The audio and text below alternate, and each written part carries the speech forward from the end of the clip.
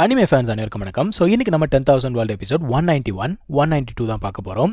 போன எபிசோடில் நம்ம ஹீரோவோட என்ட்ரியில் தான் முடிஞ்சிருக்கோம். அவன் எப்படி சம்பவம் பண்ணுவான் அப்படிங்கிறது நான் சொல்ல வேண்டிய அவசியம் கிடையாது, உங்களுக்கே நல்லா தெரியும்.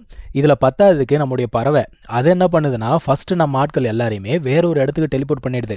அதுக்கப்புறமா அது அங்கே இருக்கவங்க எல்லாரையுமே அட்டாக் பண்ண ஆரம்பிக்குது. இப்போ லின்ஃபங் என்ன பண்ணுறான், சோல் அட்டாக் அப்படிங்கிறத பயன்படுத்துகிறான். அதாவது ஆப்பனண்டோடைய பாடிக்குள்ளேயே போயிட்டு அவனோட சோலை அட்டாக் பண்ணிட்டு மறுபடியும் திரும்ப வந்துடுறான். ஸோ இப்போ ஆப்பனண்ட் இறந்து போயிட்டான். அது மட்டும் இல்லாமல் அங்கே இருந்தவங்க எல்லாரையுமே ஒரே அட்டாக்ல முடிச்சு விட்டான். இவனுங்க பார்க்குறானுங்க, டேய் என்னடா இவன் ஏதோ வந்தார்கள் வென்றார்கள் சென்றார்கள்ன்ற மாதிரி ஈஸியாக முடிச்சு விட்டானேன்னு பார்க்குறான். அதாவது 5 மாதத்தில் இவனோட வளர்ச்சி அப்படிங்கிறது பார்த்தீங்கன்னா பயங்கரமாக இருக்குது. இவனுங்களுக்கு எப்படி இருக்குன்னா, ஒரு மலையை பார்க்குற மாதிரி இருக்கான். இவனுங்க பேசிக்கிட்டு இருக்கானுங்க. இப்போ மேலே இருக்கவங்களும் கீழே இறங்கி வராங்க. வந்த உடனே அவனுங்கள பார்த்து ஆச்சரியப்படுறாங்க. ஏன்னா அந்த பர்பிள் சன் பேலஸ்க்கு போகும்போது அவங்களுடைய பவர் எவ்வளோ இருந்துச்சோ அதை விட இப்போ அதிகமாக இருக்குது. பயங்கரமான ஒரு இம்ப்ரூவ்மெண்ட். இவனுங்க போக மாட்டேன் வரமாட்டேன் அப்படின்னு சொல்லிட்டு பயந்துட்டு வந்துட்டாங்க இல்லையா, அந்த குரூப் தான் இது. அதான் இவனுங்க கேட்குறானுங்க, ஏன்னா நீங்கள் போகும்போது அந்த அலையன்ஸ்லேருந்து அட்டாக் பண்ணலையா அப்படின்னு கேட்கும்போது, வந்தாங்க அட்டாக் பண்ணாங்க, ஆனால் லின்ஃபங் எல்லாரையும் தோக்கடிச்சிட்டான் அப்படிங்கிறாங்க. இப்போ தான் இவனுக்கு தெரியுது, அவசரப்பட்டோம், இவனை நம்ம தப்பாக கணக்கு போட்டோம், நம்மள கூட போயிருக்கணும் அப்படின்னு யோசிக்கிறானுங்க. சரி வாங்கடா அட்லீஸ்ட் சிட்டிக்குள்ளேயாச்சும் போகலாம் அப்படின்னு சொல்லிட்டு அந்த ஒரு கப்பல் ஏறி வராங்க. இப்போ கொஞ்ச நேரத்துக்கு முன்னாடி ஒருத்தனை கொன்னாங்க இல்லையா, அவனோட ஃப்ரெண்டு தான் அந்த சிட்டிக்கு காவலாளியாக இருக்கான். அவன் என்ன சொல்கிறான், என் ஃப்ரெண்டே இவனுங்க கொண்டுட்டானுங்கள, கண்டிப்பாக இவனுங்களை நான் உள்ளுக்குள்ளே அலோவ் பண்ண மாட்டேன் அப்படின்னு சொல்கிறான். இப்போ அவங்களும் வந்துக்கிட்டு இருக்காங்க. திடீர்னு பார்த்தா ஏதோ நிலச்சரிவு ஏற்படுற மாதிரி இருக்குது. என்னடா பனிச்சரிவு ஏதாவது ஏற்படுதா அப்படின்னு பார்த்தா அங்கே ஒரு பீஸ்ட் ஒன்று ஓடி வருதுங்க. இதை டெத் உல்ஃப் அப்படின்னு சொல்கிறாங்க. நம்ம நினைக்கிறத விட இந்த டெத் உல்ஃப் ரொம்ப மோசமானது.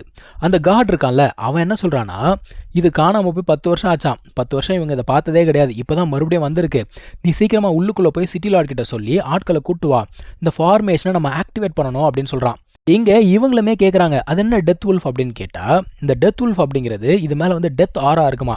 இது எங்கெல்லாம் போகுதோ அந்த வழியில் இருக்கக்கூடிய உயிரினங்கள் இருக்குல்ல, அது எல்லாமே இறந்து போயிடுமா. அடரா என்னடா இப்படி சொல்கிறியா அப்படின்னு கேட்டால், இந்த சிட்டிக்குள்ளே ஒரு காட் லெவல் ஃபார்மேஷன் இருக்குது. அதை ஆக்டிவேட் பண்ணிட்டா இதால் ஒன்றுமே பண்ண முடியாது, நம்ம சீக்கிரமாக சிட்டிக்குள்ளே போயிடலாம் அப்படிங்கிற ஒரு முடிவு பண்ணுறாங்க. இப்போ அந்த சிட்டி கேட் கிட்ட போகிறாங்க. போயிட்டு ரிக்வஸ்ட் பண்ணுறாங்க, இந்த மாதிரி நாங்கள் இந்த காண்டினென்ட்லேருந்து வந்திருக்கோம், உள்ளுக்குள்ளே போனோம், கதவை திறங்க அப்படின்னு சொன்னால் முடியாது அப்படிங்கிறான்.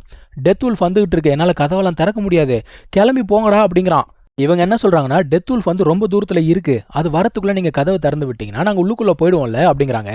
அவன் என்ன சொல்கிறான், தம்பி உனக்கு பேசுறதுக்கு நேரம் இருக்குது அப்படின்னா சீக்கிரமாக இங்கேருந்து கிளம்பி போ அப்படிங்கிறான். அதாவது அவன் கதவை திறக்க மாட்டேன் அப்படிங்கிறத சொல்லிட்டான் கம்பல்சரியா.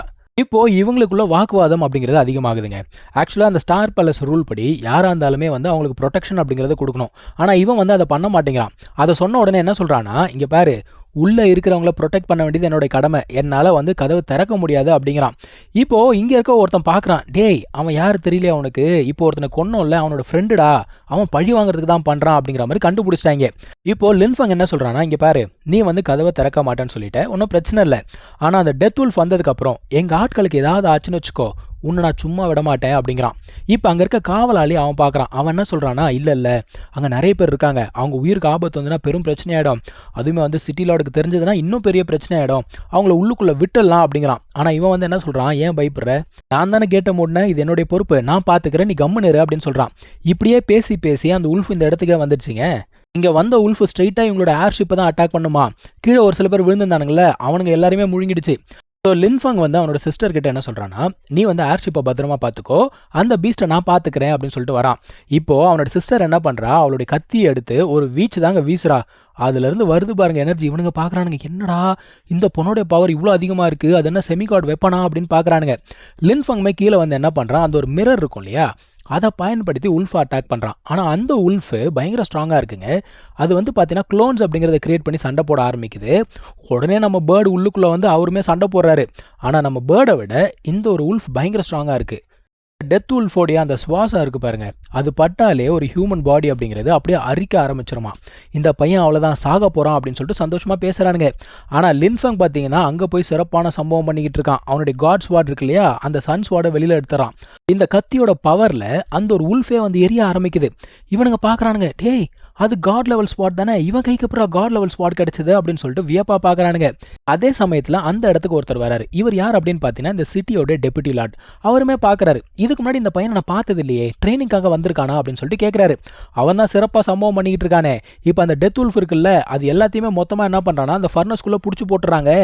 அப்போ கூட இவனுங்க என்ன சொல்றானுங்க, அந்த ஒரு ட்ரெஷர் மட்டும் இல்லைன்னா இந்த பையனால எப்படி சண்டை போட முடியும் அப்படிங்கிற மாதிரி தான் யோசிக்கிறானுங்க.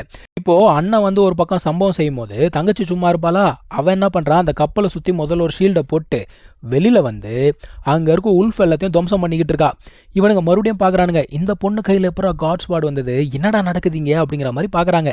மொத்தத்துல அண்ணன் தங்கச்சி 2 பேருமே சேர்ந்து உல்ஃப் கதையை முடிச்சு விட்டாங்க. இப்போ அடுத்து ஒருத்தனை டீல் பண்ண வேண்டியிருக்கு. இப்போ அந்த சிட்டி லார்ட் இருக்கார்ல, அவர் என்ன பண்றாருன்னா ஒரு போர்ட்டலை ஓபன் பண்ணிட்டு வெளியில வராரு. மனுஷன் வந்த உடனே தன்னைத்தானே இன்ட்ரோடியூஸ் பண்ணிக்கிறாரு. அதுக்கப்புறமா உன் பேர் என்னப்பா அப்படின்னு கேட்கிறாரு. லின்ஃபங்க என்ன பண்றான்னா தன்னைத்தானே இன்ட்ரோடியூஸ் பண்ணிக்கிறான். அவர் என்ன சொல்றாரு, இந்த சின்ன வயசுலேயே உன்னால டெத் உல்ஃப் கிட்ட சண்டை போட முடியுது, நீ கண்டிப்பா டேலண்டட் பர்சன் தான், நம்ம சிட்டிக்குள்ள போய் பேசலாமா அப்படிங்கிறாரு. ஆனா லின்ஃபங் என்ன சொல்றான், சிட்டிக்குள்ள போறதுக்கு முன்னாடி நம்ம சால்வ் பண்ண வேண்டிய ப்ராப்ளம் ஒன்று இருக்கு அப்படிங்கிறான். ஸோ நடந்த எல்லாத்தையுமே சொல்றான். உங்களோட சிட்டி கார்டு வந்து வேணுனே கதவை ஓப்பன் பண்ணாம எங்க உயிர் எல்லாத்தையுமே ஆபத்துல விடுற மாதிரி பண்ணிட்டான். ஸோ அதுக்கு நீங்க என்ன பண்ண போறீங்க அப்படின்னு கேட்கும்போது அவர் என்ன பண்றாரு, அவனை கேள்வி கேட்கிறாரு. அவனுமே அங்கிருந்து கிளம்பி வரான். வந்து என்ன சொல்றான்னா, இல்லைங்க நான் வேணுனே அந்த மாதிரி பண்ணல, இந்த மாதிரி சிட்டியை பாதுகாக்கணும் அப்படிங்கிறதுக்காக தான் பண்ணேன், எனக்கு வேற எந்த இன்டென்ஷனுமே கிடையாது அப்படிங்கிறான். இப்போ இவங்க என்ன சொல்றாங்க, அந்த டெத் உல்ஃப் வந்து ரொம்ப தூரத்துல இருந்தது, நீ அப்பவே கதவை திறந்திருக்கலாம், ஆனா நீ பண்ணலையே அப்படின்னு சொல்லும்போது இல்லைங்க நான் அந்த மாதிரிலாம் பண்ணவே இல்லை, இவங்க வந்து பொய் சொல்றாங்க அப்படிங்கிற மாதிரி பேசிட்டான். இப்போ லின்ஃபங்கு கோவம் வந்துச்சு. அவன் என்ன சொல்றானா, தம்பி நீ வந்து எப்படி வேணா மாத்தி பேசலாம்னு நினைக்காதன்னு சொல்லிட்டு லின்ஃபங் கிட்ட மேஜிக்கல் பவர்ஸ் இருக்கு, அங்க என்ன நடந்தது அப்படிங்கிறத வெளிச்சம் போட்டு காட்டிட்டான். இப்போ இவனால எதிர்த்து பேச முடியல. அவன் என்ன சொல்றான், இல்லைங்க நான் வந்து பேனிக் ஆயிட்டேன், மன்னிச்சுக்கோங்க அப்படிங்கிறான். ஆனாலுமே இந்த டெப்யூட்டி லார்ட் என்ன சொல்றாருன்னா, அவனுக்கு வந்து டைரக்டா என்னால் தண்டனை கொடுக்க முடியாது அப்படின்னு சொல்றாரு. ஏன்னா அவனுமே ஒரு பெரிய இடத்துல தான் வந்திருக்கான். அது மட்டும் இல்லாம இவனுக்கு தண்டனை கொடுக்கக்கூடிய அதிகாரம் என்கிட்ட கிடையாது அப்படின்னு சொல்றாரு. அந்த ஸ்டார் பேலஸ்க்குன்னு பார்த்தீங்கன்னா ரூல்ஸ் இருக்கான், அந்த ரூல் என்னால் மீற முடியாது அப்படிங்கிறாரு. லின்ஃபங் பார்க்குறான், ஓ உங்க ஸ்டார் பேலஸ்க்குன்னு தனியாக ஒரு ரூல் இருக்கு, நீங்க அதை மீற மாட்டீங்க, அப்போ எனக்குன்னு தனியாக ஒரு ரூல் இருக்கு, அதை நானும் மீற மாட்டேன்னு சொல்லிட்டு அவனை வச்சு சிறப்பான ஒரு சம்பவம் செஞ்சுட்டான் அந்த ஒரு சிட்டி லார்டுக்கு எதிர்க்கே. இப்போ அங்கே இருக்க காவலாளிகள் கேள்வி கேட்குறாங்க, உனக்கு எவ்வளோ தைரியம் இருந்தால் இங்கே வந்து எங்கள் ஆள் மேலே கையை வைப்ப அப்படிங்கிற மாதிரி கேட்குறானுங்க. இவனா சொல்கிறான், உங்கள் ஸ்டார் பேலஸால் நியாயமான ஒரு முடிவை எடுக்க முடியல, அந்த முடிவை நான் எடுத்தேன், உனக்கு ஏதாவது பிரச்சனை இருந்தால் என் எதிர்க்க வந்து நின்று கேள்வி கேளு அப்படிங்கிறான். இந்த மனுஷனும் பார்க்குறான், ரைட்டு லின்ஃபங் சொல்கிறது கரெக்டு தான் அப்படின்னு சொல்லிட்டு இன்னிலிருந்து நீ வந்து இந்த இடத்துக்கு காட் கிடையாது, உன்னை நான் பணி நீக்கம் செய்கிறேன் அப்படின்னு சொல்கிறாரு. இப்போ நம்ம சிட்டிக்குள்ளே போகலாமா அப்படின்னு சொல்லிட்டு மனுஷன் ரொம்ப பணிவாக கூப்பிட்டு போகிறாரு. இவனுங்களாம் பார்க்குறானுங்க, என்னடா இந்த மனுஷன் இவ்வளோ பணிவாக பேசுகிறாரு அப்படின்னு சொல்லிட்டு பார்த்துக்கிட்டு இருக்கானுங்க. அடுத்து என்ன நடந்தது அப்படிங்கிறத நம்ம அடுத்த எபிசோடில் பார்க்கலாம். தேங்க்யூ ஸோ மச் ஃபார் வாட்சிங். Take care. பாய்.